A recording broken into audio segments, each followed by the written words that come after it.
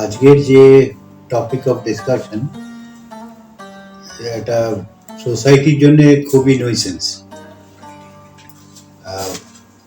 Main problem হচ্ছে নাক ডাকা। এটা বাড়িতে পেশেন্টের যারা আশেপাশে থাকে তাদের প্রবলেম, বা এটা সামাজিক প্রবলেম বলতে পারেন। সাপোজ আমি ট্রেন বা প্লেনে ট্রাভেল করছি, আমি নাক ডাকছি, আমি বুঝতে পারছি না, কিন্তু পাশের যারা লোক আছেন তাদের ডিস্টারবেন্স হচ্ছে বা ঘুমের অসুবিধা হচ্ছে। এই ব্যাপারে বিস্তরে বলতে গেলে আমাদের প্রথমে যেটা জানতে হবে যে আমাদের নাক এবং গলা এবং জিভের পেছনের পোর্শন, এইখানকার অ্যানাটমি বা বেসিক স্ট্রাকচারটা কি। আমাদের নাক দিয়ে শ্বাসটা যায়, সেখানে নাকের পেছন দিয়ে গিয়ে গলায় আসে, এবার জিভের পেছনের অংশ দিয়ে একটু শ্বাসনালীতে চলে যায়। তো এখান থেকেই আমরা বুঝতে পারবো যে কেন নাক ডাকে মানুষ। প্রথম এবং ফরমোস্ট কারণ সেটা হলো ওভারওয়েট। ওভারওয়েট মানে যে প্রচণ্ড ওবিস পেশেন্ট যারা, তাদের কি হয়, জিভ এবং তালুর সংলগ্ন যে ফ্যাটটা থাকে সেই ফ্যাটের বৃদ্ধি পায়। এই বৃদ্ধিটা যদি পায় তাহলে প্রবলেমটা নাক ডাকার প্রচুর বেড়ে যায়। নর্মাল সময় আমরা কি করি, যা আমরা নাক দিয়ে শ্বাস নিই, এবার পেছনে যদি কোনো অবস্ট্রাকশন না থাকে, মানে জিভ বা জিভের পেছনে, তাহলে নর্মাল ওয়েতে আমাদের এয়ারওয়েটা পেটেন্ট থাকে, ওখান দিয়ে শ্বাসটা গিয়ে গলায় যায় এবং তার জন্য কোনো আওয়াজ বা নাক ডাকা যেটা হয় সেগুলো হয়।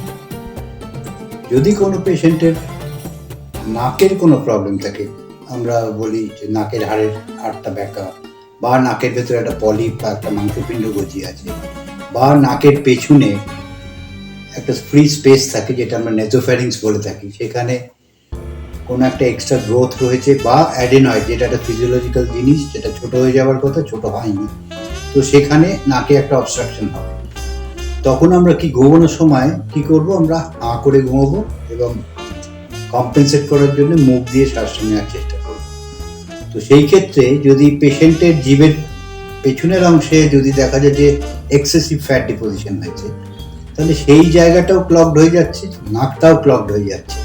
সুতরাং ফোর্সফুলি আমি এয়ারটা ভেতরে নেওয়ার চেষ্টা করছি, তখন আমাদের তালু বা জিভ বা নাকের ভেতরের যে অংশগুলো সেগুলো ভাইব্রেট করতে শুরু করে, এবং সেটাই অ্যাকচুয়ালি নাক ডাকার সাউন্ডটা আমরা শুনতে পাই। এবার এর প্রতিকার কি? প্রথম এবং ফার্স্ট থিং পেশেন্টদের যেটা দেখতে হবে, যারা ওবিস পেশেন্ট তাদের তো বেশি নাক ডাকার সমস্যাটা দেখা যায়।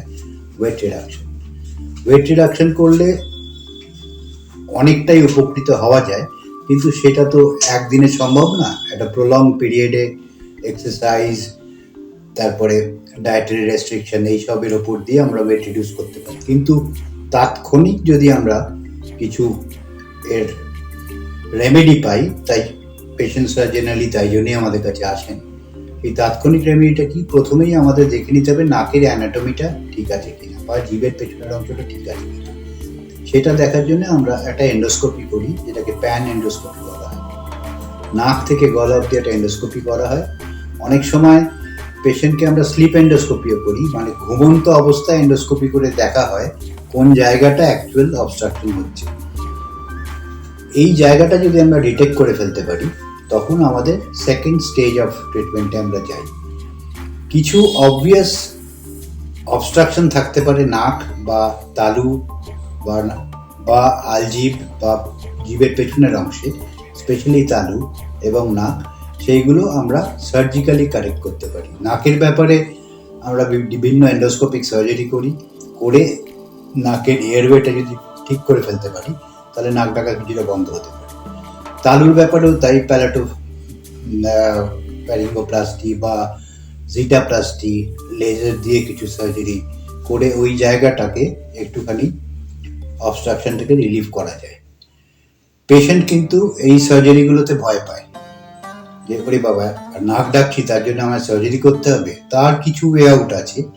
একটা পরীক্ষা আমরা করি যেটাকে বলা হয় পলিসোনোগ্রাফি, মানে ঘুমের সময় আমাদের অক্সিজেন কতটা কম যাচ্ছে।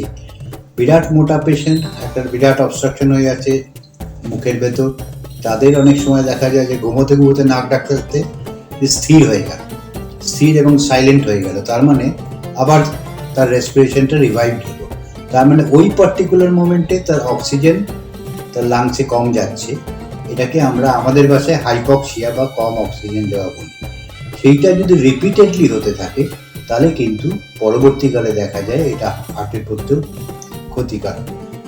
তো সেই ক্ষেত্রে আমরা একটা পার্টিকুলার টেস্ট করি যেটাকে পলিসনোগ্রাফি বলা হয়। এই টেস্টটা ঘুমন্ত অবস্থায় একটা গ্যাজেট লাগিয়ে দেওয়া হয়, সেখানে আমাদের পুরো নাক থেকে গলা অবধি এবং গলার তলা যেটা ল্যারিংস যেটা বলি সেইখানকার রেসপিরেশনটা অ্যাকচুয়ালি রেকর্ডেড হয় এবং কতটা অক্সিজেন ফ্লো যাচ্ছে সেটাতে বিভিন্ন রকম প্যারামিটার্স আছে, যেগুলো এগুলো দিয়ে আমরা বুঝতে পারি যে পেশেন্টের কিছু কিছু সময় পুরোপুরি অ্যাপনিক স্পেল বলতে একদম অক্সিজেনটা যাচ্ছেই না, সেই রকম স্টেজ পাওয়া যায়।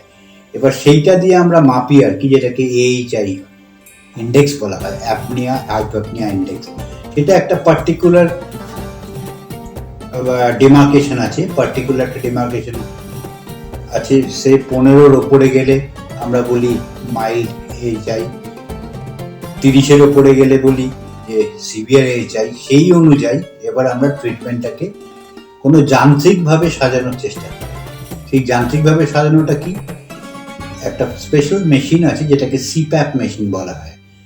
CPAP কথাটার অর্থ হচ্ছে কন্টিনিউয়াস পজিটিভ এয়ারওয়ে প্রেশার, মানে আমার মুখের ভেতর বা আমার তালুর পেছনের অংশে যদি কোনো অবস্ট্রাকশন থাকে তাহলে আমরা যদি ফোর্সফুলি একটা এয়ার, নর্মাল এয়ার কিন্তু সেটা নো অক্সিজেন, আমরা যদি পেশেন্টের ভেতর ঢুকিয়ে দিতে পারি তাহলে এই ফ্লাটারিং বা কম্পন, এই জীবের এই কম্পনগুলো কিন্তু কমে যাবে এবং নাক ডাকা সাউন্ডটা বাইরে থেকে কেউ উপলব্ধি করতে পারবে না।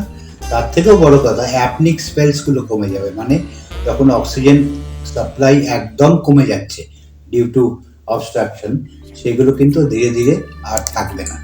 এটাকেই বলা হয় CPAP মেশিন। এই CPAP এর ব্যবহার করা যেতে পারে, কিন্তু তার আগে আমরা পলিসনোগ্রাফি ডেফিনেটলি করব, দেখে নেব তার ইন্ডেক্স AHI ইন্ডেক্সটা কীরকম, বা আমাদের দেখতে হবে যে কোনো অ্যানাটমিক্যাল অবস্ট্রাকশন আছে কিনা, দ্যাট ইজ সার্জিক্যালি কারেক্টেবল। আর একটা কিছু রিলিফ হয়তো পাওয়া যায়, ডিকনজেস্টেন্ট কিছু নেজাল স্প্রে মানে স্টেরয়েড স্প্রে, যেগুলো নাকের ভেতরের নর্মাল মাংসগুলো একটু শ্রিঙ্ক করতে সাহায্য করে, তাহলে নাকের এয়ার ফ্লোটাও একটুখানি কিন্তু বাড়তে পারে।